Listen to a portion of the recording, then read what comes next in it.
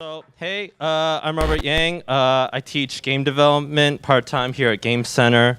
And it's my pleasure to introduce the next speaker. She's senior gameplay programmer at Double Fine Studios in San Francisco, where she worked on dearly beloved games such as Psychonauts, Brutal Legend, The Cave, Broken Age, and their upcoming game Headlander, I believe, right? And I also never knew that she was behind Molly Jam in the Peter Molyneux account. So I'm not behind that account. Oh. Adam Capone. He's been outed already. So. Oh, okay. I'm sorry for falsely outing you. I know her mostly for her really extensive work in research with like dialogue systems. I think Anna has a real knack for unpacking, technical aspects of games, connecting conceptual concerns and assumptions in really like insightful ways. But you can also like nerd out with her about quaternion animation too, I guess. Because really code is more than just instructions, right? Code is design, code is value, and politics as well. If games are operas made out of bridges, who would say such a silly thing like that? Coders make the Stradivarius. Coders make the bridges, the bricks in the Brooklyn Bridge, right? Those things mean something, right? The way you say something affects what you're saying. And I think that's what will come out in this really lovely talk Anna's about to give. So give it up for Anna Kipnis. Yay. Oh, thank you, Robert. Hi, guys. So my name is Anna Kipnis. Robert already introduced me, I guess. I'll be speaking to you today about expressive simulation. And yeah, I worked on those games. I also designed and directed a small internal team to create a prototype. This is a prototype, not a full game. It's a narrative simulation game, Dear Leader. This was part of our Amnesia Fortnite studio-wide game jam, which was documented by 2Player Productions and is actually available for free on YouTube if you're interested in watching the whole thing. So it's worth first talking briefly about what I mean by simulation, because of course, any game can be considered a simulation by virtue of it being interactive and on a computer, and I mean to talk about it in slightly more specific ways. So first, there's computational, and what I mean by that is anything that is procedurally computed throughout the course of the program's execution. So things like the game's physics, AI, keeping game state dynamically, and so on. Representational, meaning what details have been included in your game to create a model, like what elements of the experience are you trying to capture or convey. And this part of the authorial, this is the authorial perspective you're bringing to the game. Then, of course, there's the simulation game genre, which, by that I mean games like, The Sims, Game Dev Story, Lemonade Stand, even flight simulators tend to be grouped in this category. And I'm going to be mainly focusing on these types of games, although a lot of the material could apply to designing any game. So a problem that every programmer and designer has had to solve from time to time is figuring out exactly what details you need to include in your simulation to properly represent the real world thing well. The first problem is philosophical in nature. It is unnecessary and actually impossible to include all the detail in a simulation. For example, considering creating a detailed map, like it may seem at first that, the more detailed the better, but if you really think about it, the most detailed map is the territory itself, or it has infinite detail. But as a map, the territory itself is completely useless. As it applies to computer simulation, the map-territory relation problem is referred to as Bonini's paradox, named after the professor at Stanford, Charles Bonini. And it was best articulated by John M. Dutton and William H. Starbuck in Computer Simulation of Human Behavior. As a model of a complex system becomes more complete, it becomes less understandable. Alternatively, as a model grows more realistic, it also becomes just as difficult to understand as the real-world processes it represents. So that theoretical difficulty is worth keeping in mind when you're trying to determine your level of detail. And by the way, if anything, having more abstract detail that requires the player to fill in the gaps can actually create a richer experience. This game, 7 Grand Steps, represents the events of a life in a very abstract way. Like the wheel is a symbol for time passing and progress made in life, while investing in the child's upbringing is represented by literally placing a coin in the slot denoting the child. And the effect of this when you're playing the game is that your mind actually fills in the gaps with your own experiences, and the game actually feels a lot more personal. So onto other constraints. As a programmer, it's part of the discipline to use as few system resources as possible to get the job done. Because as powerful as computers are, of course, there are still limitations, and your computing time is best spent on things that can give you the biggest bang for the buck. This is why, of course, when you create characters for a game, the visual representation is different from its much simpler looking collision.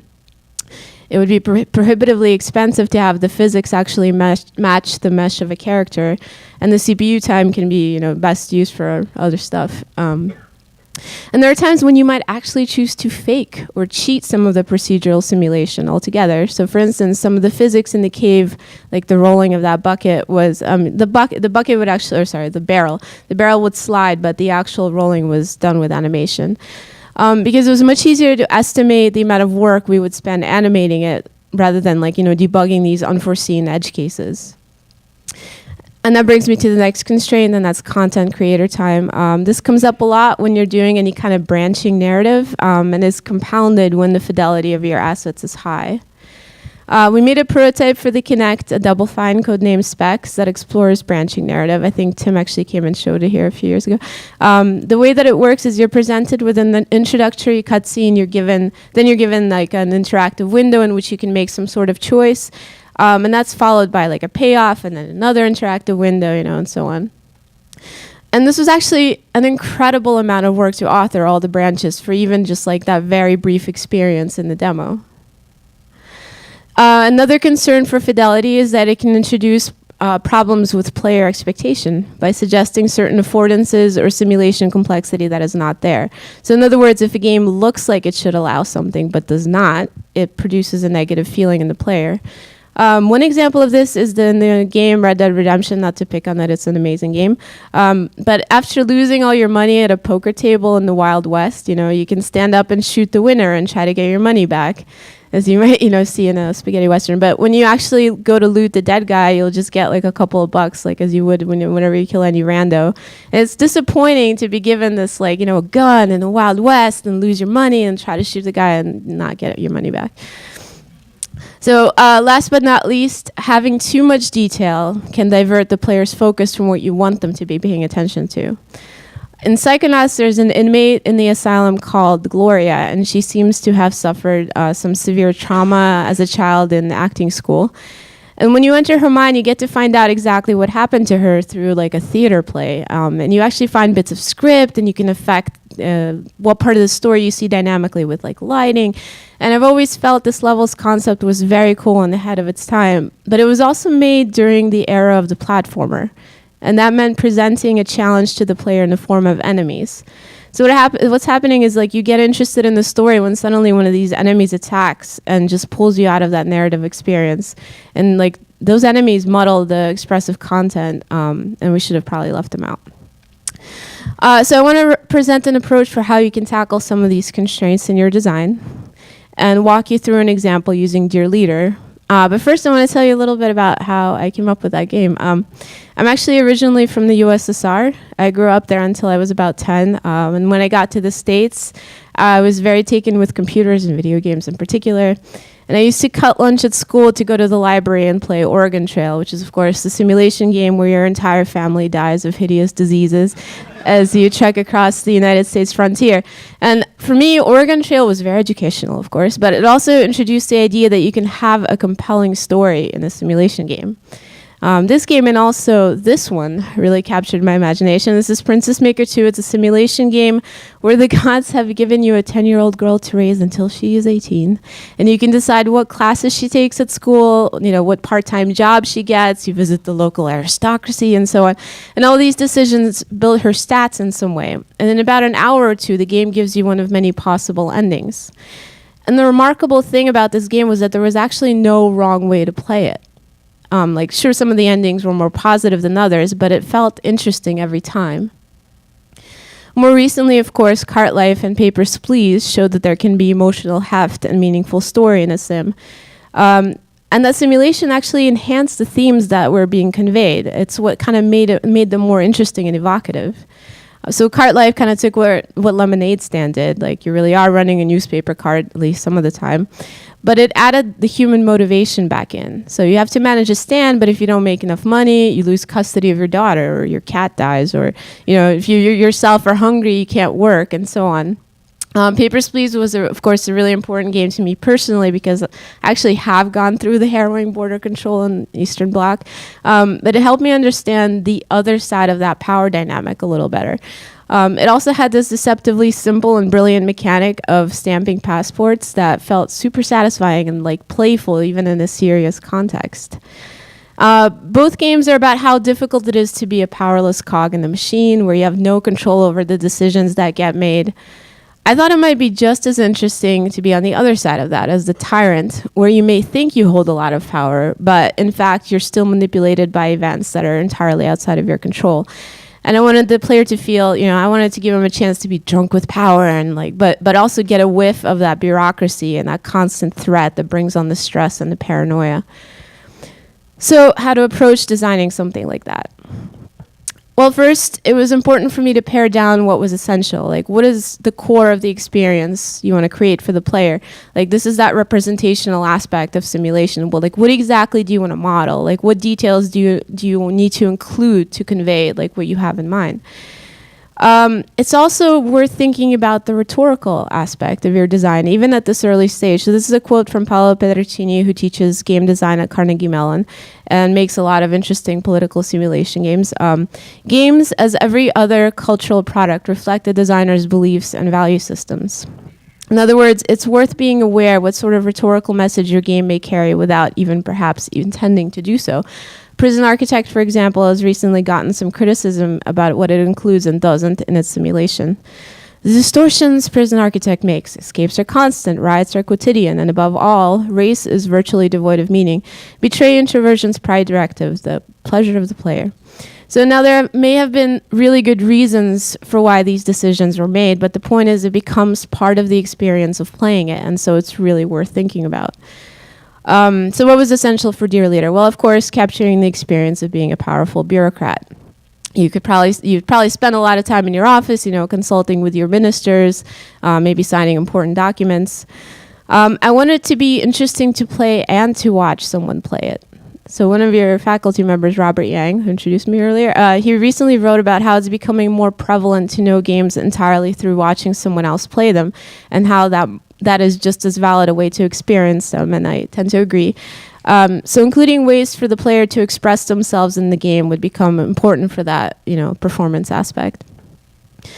All the simulation feedback I felt had to be expressed in a diegetic way. So this was in part a stylistic decision and came from wanting to make the player feel like they really were in that office. So, all the user interface there, it was fairly skeuomorphic. And another reason is that I deliberately didn't want to expose clear information to the player, because I actually think that's what makes governing so difficult. It's that lack of accurate information. You never really know if you have the right data. Maybe your ministers are manipulating you with bad information.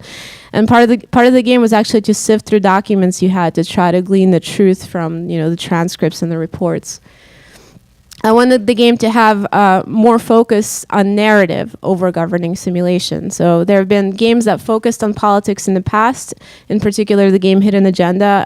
Funny story, I'd never actually heard of that game until I pitched Dear Leader to a friend of mine, and he told me that the interface I showed him was exactly like the one in Hidden Agenda. And I guess it just confirmed the idea that this is where people think tyrants like to hang out. But while Hidden Agenda and games like Tropico and Democracy are ostensibly about being a leader, they don't actually focus on the personal story of the tyrant in the way that I thought might be interesting for Dear Leader. A lot of the challenge in these games comes from the complexity of management in a very detached sort of way, and not so much from an emotional involvement.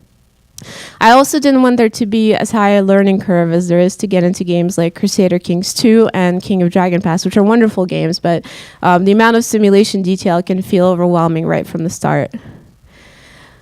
The way Dear Leader essentially works is there is a list of story events, sort of like a deck of cards.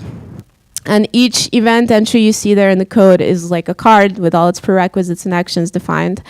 The events are randomly or deliberately selected at first, and then based on the state of simulation, some events would be shuffled in, others would be shuffled out as appropriate for the state of simulation.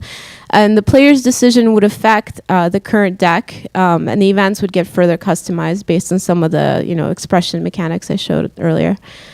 For the prototype, these events were bits of story that would play out as like news reports or the conversations you have with your ministers. It was also possible to author some under the hood events that unlock player abilities and modified some simulation state. Because I had to pitch Dear Leader to the whole of the internet, I had to come up with like a 30-second bit to sum up all my grand design. And I have to say this was like a great exercise to figure out what was going to be important. In Dear Leader, you play a despotic ruler of a republic just emerged from revolution. The game will have you making decisions to industrialize, censor the press, execute ministers you mistrust, and of course, see to you and yours. It's a political satire inspired by Dr. Strangelove, games like Papers, Please and Cart Life, and the visual style of early Soviet propaganda. The story of your republic will emerge based on the decisions you make. And remember, you cannot make a revolution with silk gloves. There you go. So once you've narrowed in on your design a bit, think about the core of your player interaction. Like you may have many mechanics in mind, but what are like the important ones, right? So in Dear Leader, the player would make most of their decisions through edicts that would be filled out and then stamped with their approval. There would be multiple ways to deal with a particular situation as the player saw fit, and they would have different edicts to, maybe handle it in different ways. They would also be able to interact with the ministers and deal with certain situations directly through dialect trees, and both of these methods of making decisions would make changes to the underlying simulation and affect the story event deck. So the key to realizing the game was picking what was going to be important to that whole experience in a representational sense, and that's the part in orange. And in other words, we're like, what were the story events going to be like? Like, what would the player be able to do in the game? What values could be variables? And then translating it all into something it can be simulated at runtime. So the game will consult its simulation, pick an event, the player would respond to it, in turn changing the values in the simulation, and so on. Next, it was a matter of cutting anything that didn't directly serve the premise. Originally, I wanted there to be gameplay on the balcony, like maybe you'd have to come up and like make a speech or just avoid assassination or something if things were going really badly. But all the ideas I had for this part of the game didn't really seem to tie in too well with the rest of it, so ultimately it was shelved, at least for the prototype. The balcony then became a way to feedback certain aspects of the simulation, for instance, how you've developed the tech tree. It's really important to think through how you're going to provide player feedback for their actions, especially if you're not going to expose the numbers. This is particularly important for AI simulations. The player needs to understand their present state, and if possible or relevant, like what internal decisions led them there. It's really helpful to simplify your AI simulation by limiting it to only the things that are easy to represent in your game. For instance, something like lazy versus hardworking is easy to represent. You have your AI do nothing versus clearly animating to indicate working. We pared down the axes for the ministers to whether they're alive, how competent and how loyal they are to you. The competence state would, of course, affect whether or not your ministers could put like certain policies into practice. Their loyalty would change depending on the quality of their interactions with you. And we communicated this to players by the expressions you would see on their faces or maybe through the tone of the dialogue. We also had some variables for your populace, the health, trust, and overall morale. Like you're able to glean these actually by going to the balcony in your office, but all the others the game tracks are deliberately hidden for the reasons I mentioned earlier. Something worth thinking about is also the granularity and the quality of your feedback. Like depending on what's right for your game, put more emphasis on interesting feedback. That is feedback that can have like a really tangible effect on your player's experience. Kent Hudson gave a really great talk at GDC 2014 called "The System is the Message," where he describes the problems of granularity and player feedback he had on The Novelist. The game, if you're not familiar with it, is about managing the relationships of the main character's own work, writing a novel, his marriage, and his son. And all of these start out poor, and you get a chance to improve them.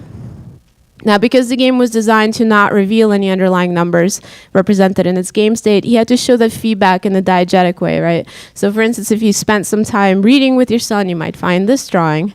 But if you chose to work instead, you might find this. And the feedback itself worked great, but the problem, as Kent saw it, is that these bits of feedback, they lack the tension and the peaks and the valleys that are needed for a good story. And he has a term for this, which I think is great, system soup. That is various simulation elements working all working together that nonetheless provide a very bland experience for the player.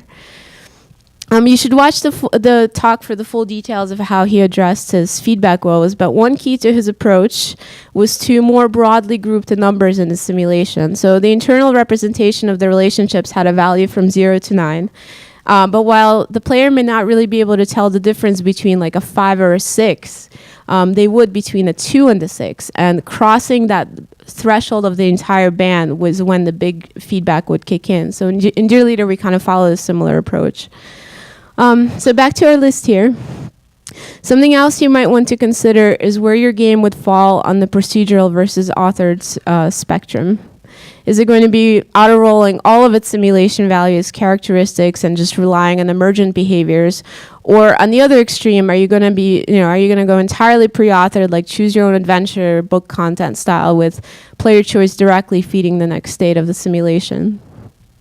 We chose to do quite a bit of authored content in Dear Leader. This is largely because it's a simulation game that focuses on narrative, and I wanted to make sure that the story felt very engaging, every playthrough.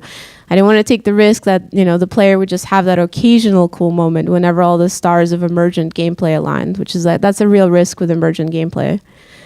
On a related note, there's a real challenge when you're doing AI entirely procedurally to make the NPC feel like they have a distinct personality. So in Dear Leader, the personalities were mostly authored, so it wasn't a problem, But the other game you're seeing there is Space-Based DF9, and for that game, every personality was procedurally rolled. And what we learned from making Space-Based is that it's very hard to auto-generate interesting, memorable AI sims consistently, even when you've chosen your axes well. If you're looking to get noticeable personalities out of your AI, you could experiment with tuning some interesting character roles. This is actually from a Bennett Foddy talk on tuning physics. But the best is to have a quick way to adjust the values at runtime, which is why I'm including this, maybe with a MIDI controller because it's life-changing. Then you can either come up with a workable heuristic to generate an interesting spread of stats procedurally, or else create a pre-authored list of some of these neat roles that you're getting and select between them in the running game. And the point is, you can get a great simulated experience by leaning on an authored one. So cheating can be okay if you're going for expressiveness. My next piece of advice is actually good for any game you want to make, which is to start with a prototype with a limited scope, because it can feel overwhelming to begin working on any game concept. But if you narrow it down to a good starting point and just get the core of your idea roughly implemented, I think you'll get a lot out of it. So it's often good to start with a paper prototype, or at least work out some of your ideas on paper. But for simulation games, it's actually really good to make an interactive prototype, like a jam game version of your game. For Dear Leader, we had 2 weeks to make the interactive prototype that you've been seeing here. Maybe for your game, it can be shorter or longer. I recommend the limited time frame, though, because otherwise the temptation to approach it like actual production gets pretty strong, and you should just be experimenting. The idea is to be very fast with this, so you're not trying to write code that will get astronauts to the moon safely, and it doesn't have to be beautiful or bulletproof or bug-free even. So use an engine you feel very comfortable with, something you're super fast with. Favor an engine that's designer-friendly if you can. Like for instance, Unity or Unreal Engine are good examples, and we use those to prototype stuff a lot at Double Fine, because it helps us decide what works so that when you go into full production, you have a better idea of what you're in for. So actually for the Dear Leader prototype, we used the Reds engine, which was being created for Broken Age at the time. I was the lead gameplay programmer on the project and built a lot of those systems, so I knew how they worked intimately. Plus, I knew I was going to be working with the incredibly talented Lee Petty, who was the art director of Broken Age at the time, and he understood the art pipeline really well, so I knew we'd be super quick with our content. If you're not sure where to start, but know you'll have a bunch of content like dialogue or text or cutscenes, it's a really good idea to start mocking that up first, the systems and also some sample content. Make sure you have a way to peep at your game state, especially if you're doing AI. It doesn't have to be anything fancy, but just something that will give you feedback while you're developing. And it could just really be an exhaustive log you could search through easily, but you need something. Once you have a prototype, you will have had a taste of what your game feels like, and there will be things you really like about it, and some that feel super, off or boring. And this is the critical stage where it'll be a lot clearer what heuristics you'll need, like to bring out the features that you like and suppress those that you don't. So it could mean exaggerating certain values in your simulation to make it more interesting, or removing maybe some artifacts that you couldn't foresee in your paper design. And going through this tuning phase is what will really shape the expressive quality of your game. Because you can only really make these decisions once you have an interactive version. Because the expressiveness of a game is like the totality, like what you chose to represent, how you represented it through your game elements, what you let the player bring to it, like all working in concert. It's like that gestalt of the interactive experience.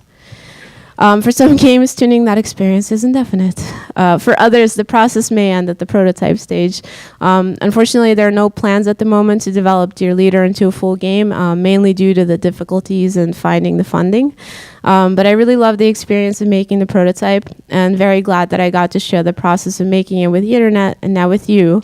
And I want to leave you with one final thought, and that is our medium is so young, and there's so much human experience that has barely been explored with simulation compared with other cultural mediums like visual art, music, film, novels.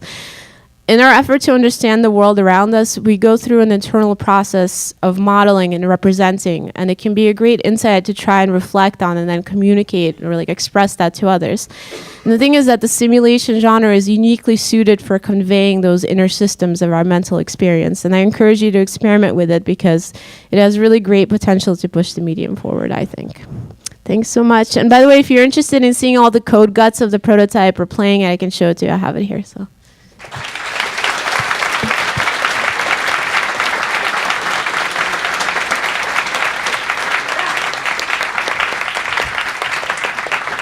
Thank you, Anna.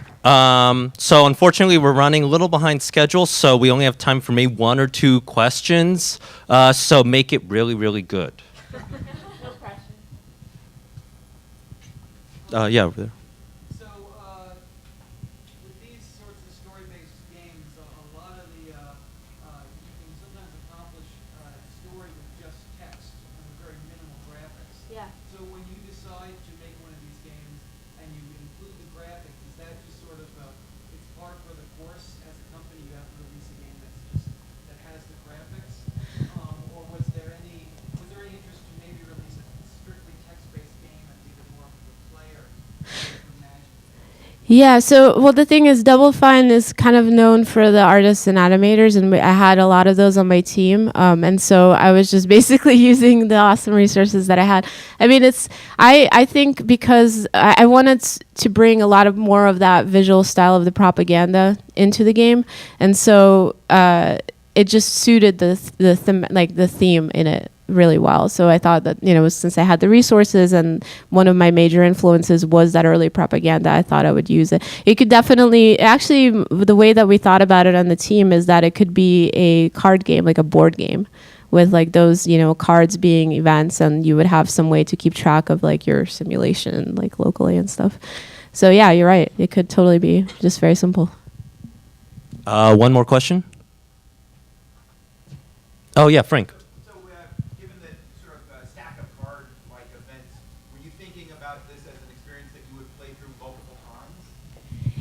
Yes, exactly. You play through it multiple times. Hopefully, you would get a very different experience based on even the smallest decision. Sometimes maybe just the initial deck would get generated in a way that you've never seen those things before. For the prototype, we had, it was very limited, of course. We only had 2 weeks. But yeah, for the full game, that is exactly what it would be. Is there hope of playing it in the future? I'm not sure. It was actually really well received by we got some feedback from the public. It was very, very well liked, but turns out it's really hard to sell a political game to a publisher.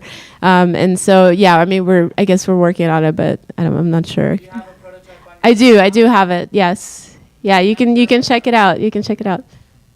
And that's all the time we have. Thanks again, Anna.